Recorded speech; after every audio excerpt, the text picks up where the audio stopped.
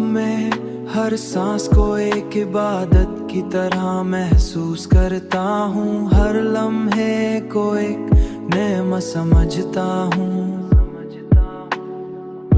और हर एहसास को दिल से कबूल करता हूँ। एहसास को दिल से कबूल करता हूँ।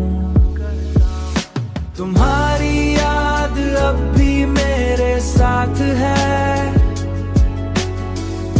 मगर अब ये मुझे बेचैन नहीं करती, बल्कि मुझे एक गहरा सुकून देती है। बल्कि मुझे एक गहरा सुकून देती है।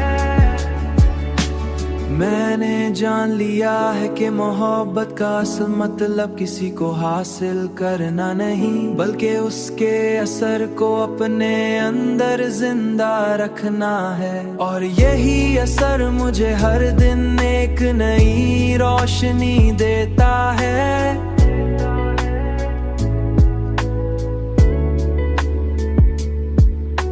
शायद यही वो मकाम है जहाँ इंसान खुद को पा लेता है और उसे किसी और की जरूरत बाकी नहीं रहती।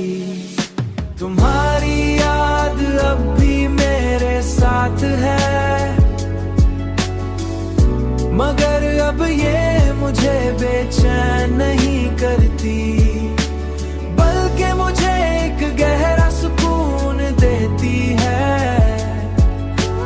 बल्कि मुझे एक गहरा सुकून देती है। यही इस सफर का सबसे खूबसूरत जात है।